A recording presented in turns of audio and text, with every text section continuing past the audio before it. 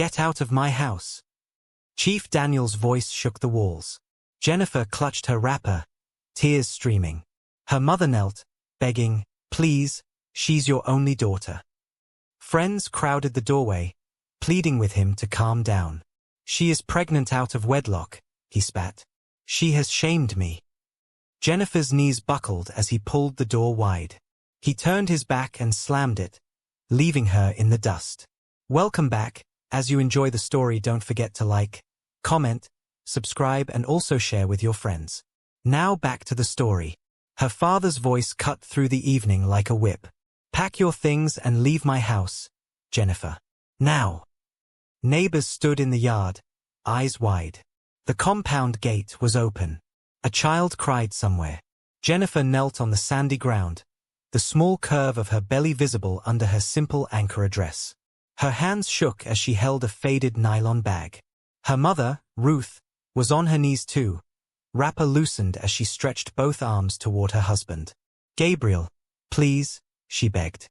"She is our child." Gabriel didn't look at his wife. He stared at Jennifer the way men look at a stain on white cloth. He wore a blue boo-boo with thin golden seams. Sweat clung to his forehead. "You will not stain this family," he said. "Get out." The courtyard buzzed with whispers. Aunties in Kent head ties. Uncles in plain shirts. 2 elders from the church. Friends from the workshop where Gabriel fixed generators. Even the boys who played football with plastic balls had lined the fence. Ruth struggled to rise, stumbled, and fell again. "Please, she has no place to go." She found a place to open her legs. One of Gabriel's friends muttered, too loud. A few men laughed, quick and mean. Jennifer flinched. She had heard worse in the last 3 days since her stomach gave her away. The whispering, the sudden silence when she walked past, the way women pulled their daughters close. She had thought she could hide it a little longer, find the right moment to speak, maybe when her father was calm and the evening air was soft. She had been wrong. The truth had burst out like a dropped pot. Now the pieces were cutting her feet. "Daddy," she said, voice small. "I made a mistake. I didn't plan it." "There was planning," Gabriel shot back. "Don't insult me with lies. Where is the boy? Which useless animal did this?" Ruth grabbed Jennifer's arm. Tell him everything." "I can't," Jennifer whispered. "Not now." Gabriel took 1 step forward. The crowd held its breath. Jennifer thought he would raise his hand. He didn't. He pointed at the gate. "You have 5 minutes," he said. "If you are still in my house after that, I will drag you to the gate myself." Ruth crawled to him, holding his ankle. "Gabriel, God sees us. Don't do this." He kicked his foot free, not hard, but enough that she fell back. "Stand up, woman. Don't disgrace me more than she already has." An elder in a grey kaftan, called Elder Samuel, cleared his throat. "Brother Gabriel, let us speak in the sitting room. The whole street is watching." "Let them watch," Gabriel said. "Let them see how I keep my home." Another man, Uncle Victor, who used to bounce Jennifer on his knees when she was small, tried a softer tone. "My brother, we are fathers. Anger is hot in the beginning. Later, it cools. Let it cool before you decide." Gabriel shook his head. "There is nothing to decide." Jennifer's heart thumped. She looked at her mother's face, swollen from tears, and felt a new kind of pain. The baby fluttered inside her, a small, stubborn life. She remembered his heartbeat the first time she heard it at the clinic, like a drum far away. She had told herself, "I will fight for you." But she had not known the fight would start at her own gate. "Please," Ruth said, standing at last, squaring her shoulders. She tied her kanga wrapper tighter, as if bracing herself. "Gabriel, if she leaves, I leave." The yard gasped. Gabriel's jaw tightened. "You will not threaten me in my house." "It is not a threat," she said, voice steady. "It is a mother speaking. I will not sleep in a house that throws out a daughter carrying a child." He stared at her for a long time. Everyone could hear the goat bleating from next door, the radio playing High Life 2 compounds away, the dry wind pushing dust across bare feet. Finally he spoke, slow and heavy. "If you step out with her, Ruth, don't come back." Ruth wavered. Her eyes moved from her husband's face to her daughter's belly. Her lips trembled. Jennifer wanted to save her, to tell her not to choose. "Mummy, don't," she said quietly. "I will go. I will be fine." Ruth shook her head, tears running into the corner of her mouth. "How will you be fine?" "I will manage," Jennifer said. The words tasted like metal. She rose. Her knees were dusty. She wiped them with her palm and then gave up. She packed the nylon bag with the things she had hidden in case this day came. A wrapper, a blouse, the small picture of her late grandmother, and a baby cap she had crocheted with a neighbor's leftover yarn. She slipped on her flat sandals and lifted her chin.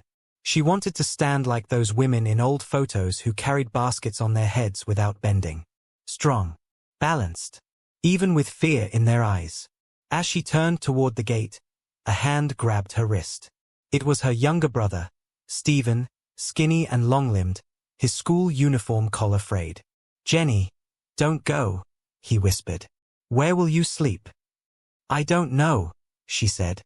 "Maybe at church for a few days." He blinked hard. "I will bring you food tonight." "Don't," she said gently. "Daddy will beat you."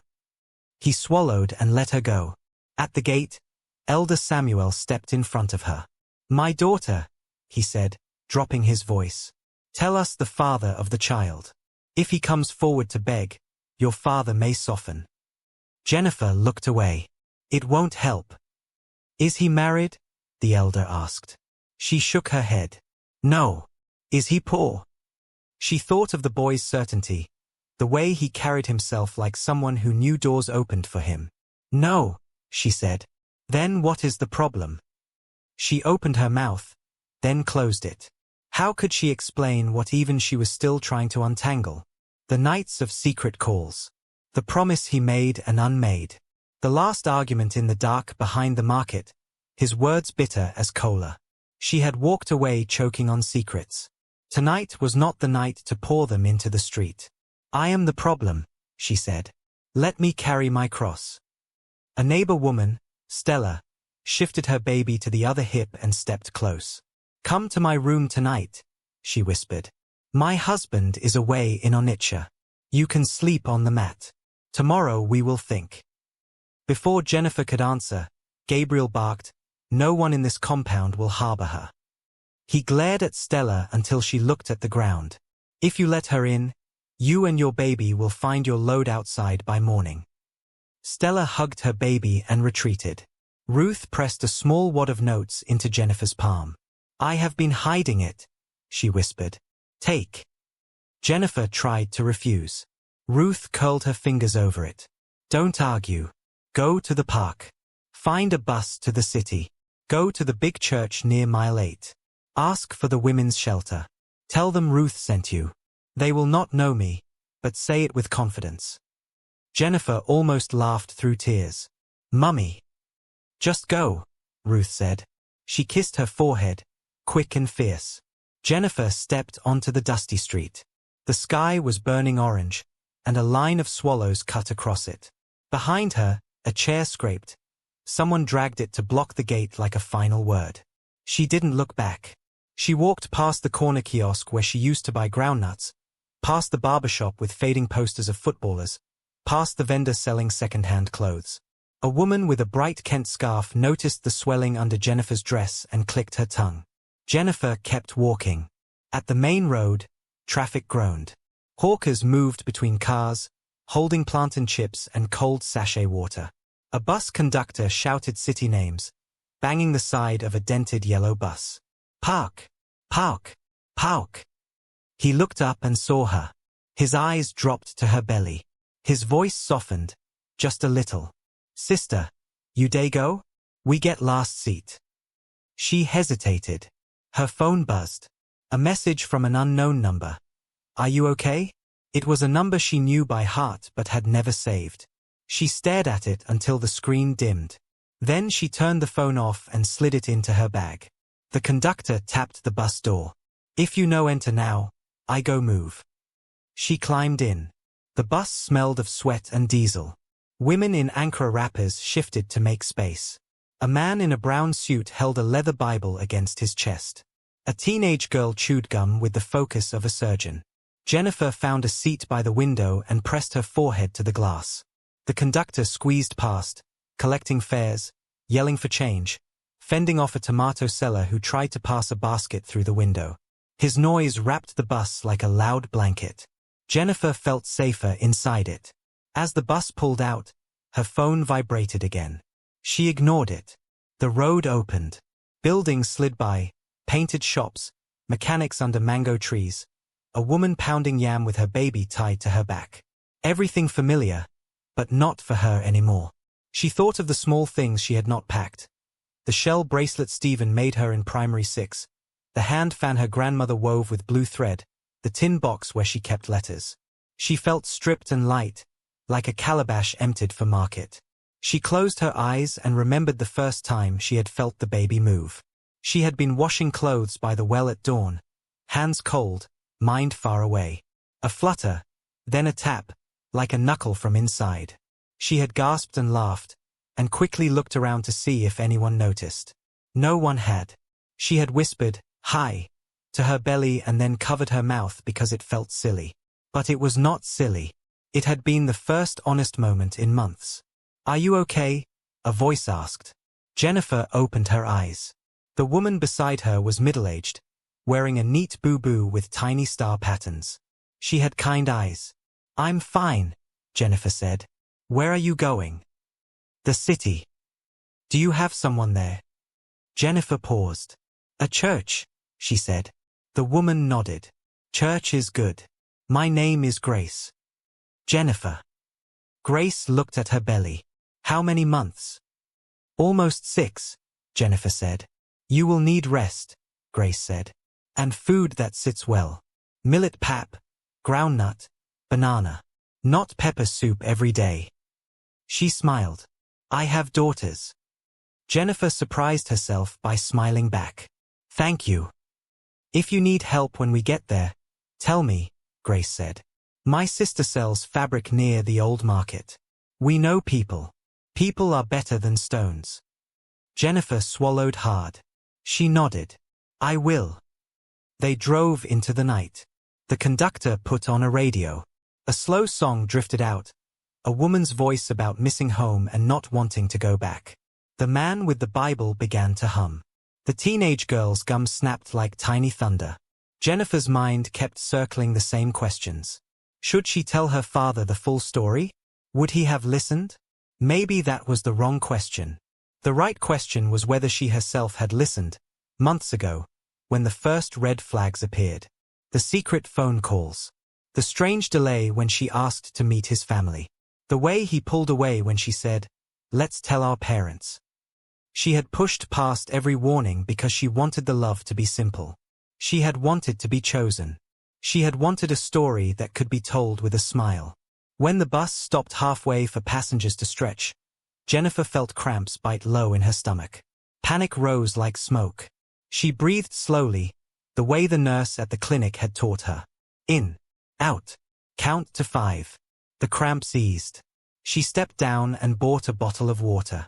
The seller, a boy not much older than Stephen, gave her a small bag of groundnuts for free. "For the baby," he said, embarrassed. She thanked him and climbed back on. A man boarded late, out of breath, and slid into the empty seat across from her. He wore a clean shirt and a cap. He kept looking at her, then away, then back again. After a while, he leaned forward. "Sister, sorry to ask," he said. "Are you going to mile 8? Jennifer froze. "Why?" "There is a big church there," he said. "My cousin's wife volunteered once. They help mothers. I thought, sorry, I should mind my business." "It's fine," Jennifer said. She did not ask how he guessed. Maybe it was obvious. Maybe a woman alone with a belly at night only had a few likely destinations. The bus rolled on. Jennifer's phone stayed off. Her thoughts walked back to the compound despite her efforts. She pictured her father sitting in the living room chair, the one with the worn armrest where his elbow always rested when he read the paper. She pictured Ruth washing her face, laying out dinner, refusing to cry in front of him again. She pictured Stephen lying awake, eyes on the ceiling, wondering how to carry bread out in the morning without anyone noticing. The images throbbed. She pushed them away and focused on the rhythm of the road. In the front seat, the driver and conductor began to argue about fuel. "I told you to buy more," the driver snapped. "And I told you, the gauge is lying," the conductor replied. They argued for 5 minutes, then fell into silence. The radio now carried a preacher's voice telling a story about a lost son. People listened with half an ear. Jennifer looked at her reflection in the window and did not recognize her face. Not because it looked different, but because it looked the same as always when everything else had shifted. Grace tapped her arm. "Eat," she said, opening a small food flask and handing over a piece of boiled plantain wrapped in foil. "It will help the nausea." Jennifer took it. "Thank you," she said again. "Don't thank me," Grace said. "One day you will help someone too." They reached the city after 10. The bus coughed and stuttered into the park like an old man. Lights were everywhere, shops, kiosks, men pushing wheelbarrows, women balancing trays of oranges, boys selling phone chargers that looked new but were not. The air smelled of smoke and fried fish. Noise pressed from all sides and somehow made Jennifer feel less alone. "Come," Grace said, gathering her bag. "I will show you the road to the church." Jennifer stood slowly. Her back ached. Her sandals pinched her little toes. She followed Grace through the crowd, holding her bag close. They moved past a row of tailors' shops, their machines silent now, bright fabrics hanging in the windows like flags, Ankara with bold motifs, Kent strips sewn into skirts, boo-boo gowns with careful embroidery. Color everywhere, vivid and loud. Jennifer felt a sudden pull toward them. Needles. Thread. Work. Something she could hold. At the corner, Grace stopped. "From here, it is straight," she said, pointing. "You will see a long wall with a white cross. Knock on the small gate and tell the guard why you are here. He will call the matron." She hesitated. "Do you have money for a taxi?" "I can walk," Jennifer said. "It's a long walk." "I will manage." Grace searched her face, then reached into her bag and pressed a note into Jennifer's hand. "Take it. Don't argue." Jennifer laughed softly. "You sound like my mother." "Then I am speaking well," Grace said. She touched Jennifer's arm. "You will be fine." Jennifer watched her disappear into the crowd. She stood for a moment, letting the city settle around her. She could turn on her phone. She could answer the unknown number. She could hear his voice again, sweet and dangerous. Or she could walk to the church and keep the baby's heartbeat steady and her mind clear. She lifted her bag and chose. At the gate with the white cross, a security guard in a faded uniform peered at her. "Yes. I need help," Jennifer said. I am expecting." The guard's face softened. "Come," he said, opening the gate. "You came at the right time. The matron is still awake." Inside, the courtyard was quiet. A woman in a plain gown, no makeup, firm eyes, met her at the steps. "You are welcome," she said. "I am Matron Liz. You will be safe here tonight." The words unlocked something in Jennifer. She nodded, tears surprising her again. Matron Liz led her down a corridor that smelled of soap. She gave Jennifer a thin mattress, a clean wrapper, and a cup of warm water. "Tomorrow we will talk," she said. "Tonight you will sleep." Jennifer thanked her and lay down. The mattress was harder than home. The ceiling was high and cracked. But the door was closed, and no one was pointing to a gate. Her hand found her belly. The baby shifted, as if turning toward the sound of her voice in her chest. She whispered, "We are here." Sleep came in scraps. In the spaces between, memories slipped in. Her father on good days, singing badly over a basin as he washed his hands. Her mother tying a scarf around Jennifer's hair before school. Stephen chasing kites made of plastic bags. The boy who had said he loved her under the almond tree, promising 2 people against the world. The last message he sent, "Trust me." She had trusted. Now she would trust herself. Near dawn, a distant bell sounded. Women's voices murmured outside the door. Someone laughed. Someone coughed. The city woke behind the wall. Jennifer sat up, bones stiff, and listened. The fear was still there, sitting heavy in her chest. But underneath it, something else had settled too. Not joy. Not yet. Something simple. A small refusal to be broken. She remembered her father's final words. "You have 5 minutes." He had given her 5 minutes to gather her life and go. She had taken those minutes and stretched them into a new day. She did not know what would come next. Work, hunger, kind strangers, unkind ones, letters never answered, phone calls she would avoid. She did not know if her father would ever call her name without anger again. But she knew this. The baby had a heartbeat, and she had hands that could learn. Needles and thread could turn fabric into food.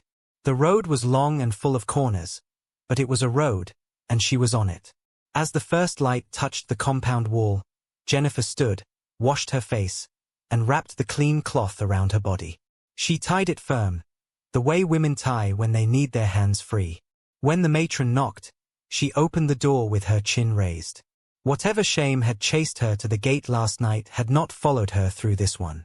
She stepped into the corridor, ready to start the morning that would lead to the years ahead, not knowing that far away, at that same hour, her father sat awake, staring at an old photo he kept hidden behind a calendar, thinking of a secret he had buried so deep he believed it would never find him again.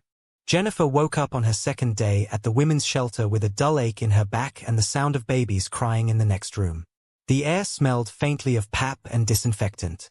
She lay still for a while, listening to the muffled voices of the other women. Some were laughing softly. Others spoke in low, tired tones. It felt strange to be among strangers and yet not be the only one carrying shame. Matron Liz came in, a cup of warm water in her hand. "Drink this," she said, placing it on the small stool beside Jennifer's bed. "Breakfast will be ready soon. After that, we'll talk about what you can do here." Jennifer nodded, sitting up. Her body still felt heavy, but at least the fear from the night before wasn't choking her as much. By mid-morning, she was sweeping the courtyard alongside 2 other women, both younger than her. One was called Bisi, a sharp-tongued girl with twins who never stopped asking questions. The other, Ada, was quiet and barely looked anyone in the eye. "You're new," Bisi said, balancing her broom. "Where's your husband?" Jennifer shook her head. "There's no husband." Bisi laughed, the kind of laugh that didn't sound cruel but carried a tired understanding. "Most of us here don't have one. Some ran away. Some were chased away. Some just vanished." She shrugged. "You'll get used to it." The days at the shelter fell into a rhythm. Morning chores, breakfast, midday rest, lessons on sewing, bead-making, and soap production in the afternoons. At first, Jennifer kept her head down, speaking little. But she found her hands liked the feel of cloth and needle. She learned how to cut straight, how to thread quickly, how to press the pedal of the old black sewing machine without jerking. Each day, her stitches grew neater. One Saturday afternoon, as she was packing up, a man walked into the courtyard carrying a brown leather bag. He was in his late 30s, clean-shaven, wearing a checked shirt. He greeted the matron warmly before scanning the women. His eyes stopped on Jennifer. "Michael," Matron Liz said, smiling. "This is Jennifer. She's new here." Michael nodded. "You sew?" "I'm learning," Jennifer said cautiously. He glanced at the half-finished baby dress on her lap. "That's not bad for someone learning. My shop is nearby. I'm always looking for help." Jennifer hesitated. She had learned not to trust kindness too quickly. The matron caught her eye. "Michael is safe. He has helped many of our girls." The next week, Jennifer started working at Michael's shop. It was small but neat, with rolls of fabric stacked against the walls and a big cutting table in the center. Michael paid her a small wage and let her practice on leftover material. He never asked about her past, though sometimes she caught him studying her with quiet curiosity. Her belly grew heavier. Some days, the walk to the shop left her breathless. But working kept her mind steady. She liked the hum of the sewing machine, the rustle of fabric, the way customers' faces lit up when they picked up their clothes. One rainy evening, as she was locking up, she felt a sharp pain in her lower back. It came again, stronger. Michael noticed her wince. "Is it time?" he asked. I think so," Jennifer said, gripping the table. He locked the shop quickly and half-walked, half-supported her to a nearby clinic. Hours later, under the dim yellow light of the maternity ward, Jennifer heard her baby's first cry. A boy. The nurse placed him in her arms, warm and tiny, his fists curling against her skin. Michael arrived the next morning with a small blue blanket. "He looks strong," he said, smiling. Jennifer named him Daniel. For the first few months, life was hard but steady. Between feeding Daniel and working part-time at the shop, her days were full. Michael often checked in, bringing food or fabric scraps for her to practice with. Slowly, she began to feel less like a girl running from shame and more like a mother building something. Then, one hot afternoon, she returned from fetching water to find a man sitting in Michael's shop. He was tall, with a sharp jawline and eyes that seemed to weigh everything they saw. He stopped talking when she entered. Michael looked uneasy. "Jennifer, this is..." The man raised a hand. "No need for introductions. I know who she is." Jennifer frowned. "Do I know you?" He smiled faintly. "Not yet. But you will." The air in the shop felt tighter. Michael avoided her eyes. Jennifer felt something cold stir in her chest, a sense that this man's presence was not random. Something about the way Michael's shoulders stiffened told her that whatever connected them had roots deep in her past. And for the first time since leaving her father's house, Jennifer felt that the story she had been running from was about to find her again. Jennifer couldn't shake the image of the stranger's face all night. Sharp jawline, calm voice, eyes that felt like they could see under her skin. When she asked Michael who he was after the man left, Michael waved it off. "Just someone I used to know," he said too quickly. "Forget about it." But she couldn't forget. Not when she had seen the way Michael's hand trembled slightly as he locked the shop door. The next few days passed in a strange haze. Michael went about business as usual, but Jennifer caught him making phone calls outside, his voice low and urgent. Once, she walked in on him folding a piece of paper quickly into his pocket the moment he saw her. By the fourth day, she decided she needed answers. She found Michael alone in the shop during lunch hour. "Who was that man?" she asked, her voice steady. Michael paused over the fabric he was cutting. "Why do you want to know?" "Because he looked at me like he knew me. And because ever since he came, you've been acting different." Michael set the scissors down and leaned on the table. "Some truths don't bring peace, Jennifer. They just open wounds." "I've already been wounded," she said. "Tell me."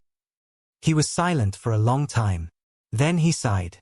"Years ago, before you were born, I worked for your father." Jennifer's heartbeat stumbled. "My father?" "Yes. I did odd jobs for him. Fixing things in his workshop. Running errands. He trusted me. And, one day, he asked me for a favor." Michael's gaze dropped to the floor. "He paid me to keep something hidden." Jennifer's chest tightened. "What?" Michael hesitated. "Your father had another child. Long before he married your mother. A boy. He never told anyone. When the boy grew up, he found you." Jennifer's eyes widened. "What do you mean, found me?" Michael's voice was low. "5 years ago. The man you got pregnant for. That was him." The words slammed into her like a door in the dark. She felt her legs go weak. "No," she whispered. "I didn't know at first," Michael said quickly. "I only found out after you left home. Your father told me. He said if anyone knew, his reputation would be destroyed. He begged me to keep quiet." Jennifer backed away, shaking her head. "You're saying, I..." Michael stepped forward. "You didn't know. Neither of you knew. But your father, he did. That's why he threw you out so quickly." He wasn't just angry. He was covering up what he had done. Jennifer's stomach churned. The room felt smaller, the walls closer. The pieces started sliding into place. The way her father refused to hear her out, the panic in his eyes, the deep shame. It wasn't about Dishna from a pregnancy. It was about the past catching up. She swallowed hard. And that man who came here. Michael hesitated. That was him. Your half-brother. The father of your child. He came to warn me that the truth will come out whether I like it or not. He wants to see the boy. Jennifer's hands curled into fists. Over my dead body. Michael's eyes softened. Jennifer, I think you need to go home. Not to stay, but to make your father face this. The longer he hides it, the more it will destroy everyone.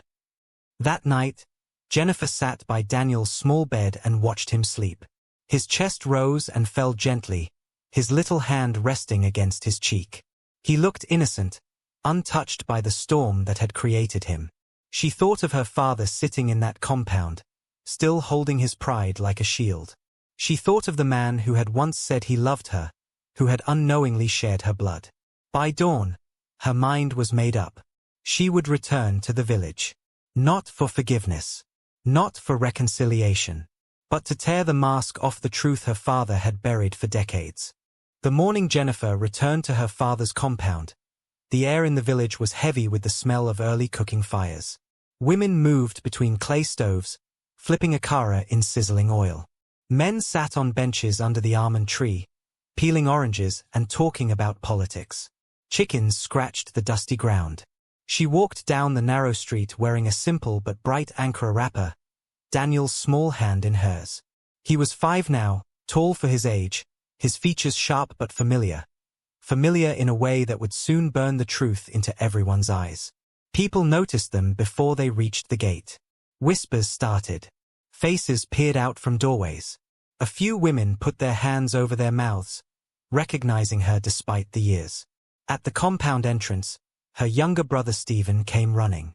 Jenny, he breathed, stopping short when he saw Daniel. Is this? Yes, she said. This is Daniel. Stephen stared at the boy, his mouth opening, then closing. He didn't ask the question on his lips. Daddy is inside, he said instead. He won't expect you. Inside the yard, her father sat on his wooden chair by the wall, a newspaper open in front of him. His hair had thinned, his posture slightly bent. Her mother, Ruth, was sweeping the veranda. She froze when she saw Jennifer, broom clattering to the floor. Gabriel looked up slowly. For a heartbeat, his expression was blank. Then it hardened. What are you doing here? Jennifer stepped forward, Daniel beside her. I came to speak to you. There's nothing to say, he snapped, folding his newspaper. You made your choice. No, she said, her voice steady. You made your choice, when you threw me out because I was pregnant. But you didn't tell them why. The yard went still. Even the goats seemed to pause. Her father's eyes narrowed. Enough. No, Jennifer said again, louder. The man I got pregnant for. You knew who he was. You knew before I even told you. Because he is your son. Gasps broke from the women gathered at the far end of the yard. Ruth's hand flew to her mouth. Stephen's eyes widened in shock. You're lying, Gabriel barked, rising to his feet. Jennifer shook her head. I didn't know. He didn't know. But you knew. You abandoned his mother years ago and left her to raise him alone. You thought no one would ever find out. And when the truth came close, you threw me out to protect your image. Gabriel's face was pale now. His mouth opened, then closed. Ruth turned to him, trembling. Is it true? He looked at her, then away. The silence stretched. Finally, his shoulders sagged. It's true, he said, voice low. I was young. I made mistakes. I thought it was buried. Jennifer's voice cut through the murmurs. You buried a woman's life. You buried your own child. And you almost buried me. She looked at him, her eyes wet but unflinching. Do you know what it's like to watch your father slam the gate in your face when you need him most? To carry a child and not have a home? To raise your son wondering if you'll ever be enough for him? Gabriel's lips trembled. He stepped toward her but stopped, as if unsure whether he had the right. Jennifer. I didn't come back for your apology, she said. I came so that the truth will not rot in the dark any longer. Daniel deserves to know where he comes from. And you, she pointed at him, you will live with what you did, not hide from it. Daniel, too young to understand fully, tugged at her wrapper. Mummy, can we go now? Yes, she said softly, taking his hand. She looked at her mother. Mummy, if you want to see us, you know where to find me. She turned and walked toward the gate. Behind her, she heard Ruth begin to cry. She heard Stephen calling after her. And she heard her father's voice break for the first time in her life, calling her name. But she didn't stop. Outside, the sun was bright, the dust warm under her sandals. Daniel skipped a little to keep up with her steps. She squeezed his hand. We're going home, she said. As they walked away, she felt a strange lightness. The past had been spoken. The weight was no longer hers alone. Whether her father found peace or not was his battle. She had fought hers, and won. Thanks for watching. Please like, share, subscribe and turn on your notification for more. See you soon.